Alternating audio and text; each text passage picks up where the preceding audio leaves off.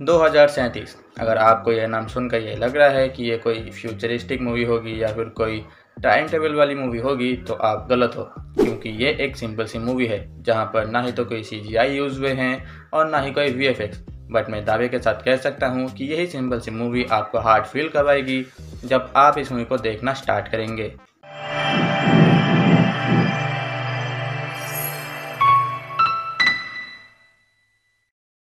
ये कहानी है योन योंग की, जो कि अभी एक स्कूल गर्ल है और अपने बीमार माँ के साथ वो रहती है, जिसका सपना था एक गवर्नमेंट सर्विस में जॉब करना ताकि वो अपने माँ को एक अच्छी ज़िंदगी दे सके।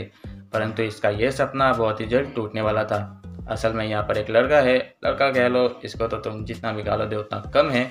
असल में यहाँ पर एक आदमी है जो कि उसके माँ के साथ ही काम करता है और एक दिन वो यून को लेकर बहुत ही गंदे कमेंट्स पास करता है। वो यून के माँ से ये कहता है कि आप अपनी बेटी की शादी मुझसे करवा दीजिए, मैं उसे हर रात खुश रखूँगा।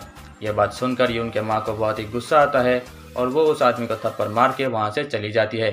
अब इसी थप्पड़ का बदला वो आदमी लेता है यून के साथ ज़बरदस्ती करके। एंड इसके बाद भी वो यून को धमकी देता है कि अगर तुम पुलिस के पास गए तो मैं तुम्हारी माँ को मार दूंगा, या फिर मैं तुम्हारे माँ के साथ भी वही करूँगा जो कि मैंने अभी तुम्हारे साथ किया। अब इसी बात को सुनकर गुस्से में यून एक बड़ा सा पत्थर उठाती है और उस आदमी को तब तक मारती रहती है जब तक कि वह पूरी तरह से ना मर जाए। अब जब ये केस कोर्ट में गया तो वहाँ कुछ साबित नहीं हो पाया, यहाँ तक कि ये केस तो सेल्फ डिफेंस के कैटेगरी में भी नहीं आया।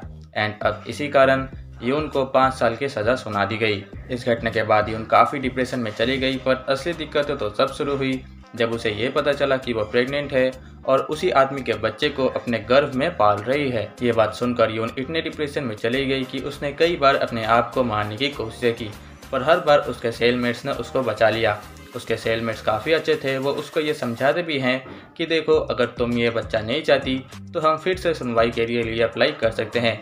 अब इसके बाद तुम देख लेना कि इस बच्चे के साथ तुम्हें क्या करना है। अब इसके बाद तुम्हें भी ये पता करना है कि क्या यून इस बच्चे को जन्म दे पाएगी, क्या जेल जाने के बाद वो एक गवर्नमेंट जॉब कर पाएगी, क्या वो अपने सपने को पूरा कर पाएगी या नहीं। तो देखो, मैंने तो आपको पहले भी ये बता दिया था कि ये कोई CGI या फिर कह लो VFX वाली मूवी नहीं है जहाँ पर आपको भरपूर एक्शंस या फिर R-रेटेड सीन्स देखने को मिलेंगे। और अगर आप हर मूवी में बोल्ड सीन्स देखना पसंद करते हो तो भाई इट्स ऑब्वियसली योर चॉइस। इसकी स्टोरी लाइन काफ़ी अच्छी है एंड जिस तरीके से हमें ये टॉपिक दिखाया गया वो काफ़ी सुंदर है। मैं तो यहाँ पर 2 चीज़ें एक्सपेक्ट कर रहा था। पहला कि यहाँ पर कोई लड़का होगा, कोई अच्छा लड़का होगा जो कि यून को सपोर्ट करेगा, पर ऐसा हुआ नहीं, बल्कि इससे कई ज़्यादा बेहतर लोग हमें देखने को मिले। दूसरा, जब यून को सज़ा सुना दी गई तब मुझे ये लग रहा था कि अब इस मूवी का डार्क साइड हमें देखने को मिलेगा। लाइक जेल जाने के बाद यून को लोग वहाँ पर बुली करेंगे, यून की लाइफ वहाँ पर और भी हार्ड हो जाएगी, पर उसका 100% ऑपोजिट साइड हमने देखा। इससे एक बात तो हमें क्लियरली समझ आ गई कि अच्छा दिखने वाला हर इंसान अंदर से अच्छा नहीं होता और बुरा दिखने वाला हर इंसान अंदर से उतना ही बुरा नहीं होता। हमें सिर्फ यह जानना है कि हमारे सामने ये जो बंदा खड़ा है, हम उस पर भरोसा कर सकते हैं या फिर नहीं।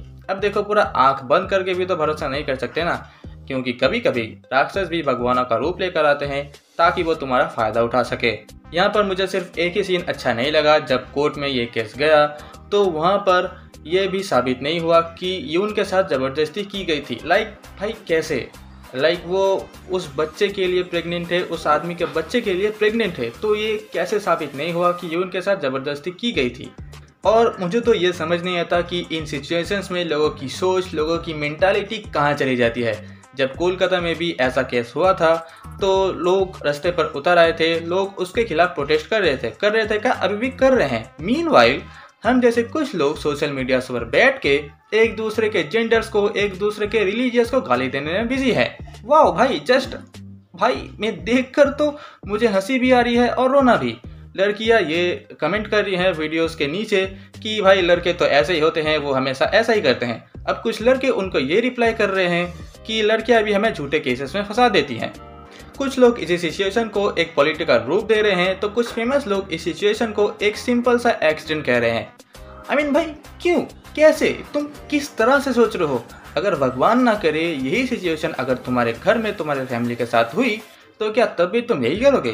तो क्या तब भी तुम सोशल मीडिया पर जाके एक दूसरे के जेंडर्स को, एक दूसरे के रिलीजियस को गाली दोगे? इसको एक पॉलिटिकल रूप दोगे? इस सीरियस सिचुएशन को एक एक्सीडेंट का नाम दोगे? भाई कैसे तुम ये कह सकते हो? अब देखो, जाते जाते मैं सिर्फ यही कहूँगा कि वो एक बंगाली गाना है ना कि রাজার রাজ্যে সবাই গোলাম করতে হবে রাজার সুনাम, না হয় তোমাर গল্লা যাবে বিরাট কঠিন শাস্তি হবে। खैर, समझदार को तो एक इशारा ही काफ़ी होता है। अब देखो, मैं लड़कों को ये कहूँगा कि भाई लड़कियों का थोड़ा सा अगर हम और भी रिस्पेक्ट और भी सम्मान कर दे तो हमारा कुछ भी नहीं जाएगा। एक लड़की को खुले बाजार में छेड़ने से पहले, एक स्ट्रेंजर लड़की को खुले बाजार में कुछ भी बुरा भला कहने से पहले तुम ये सोच लेना कि तुम्हारे घर में भी एक माँ है। और लड़कियों को मैं सिर्फ ये कहूँगा कि think carefully, trust carefully about the person who is in front of you.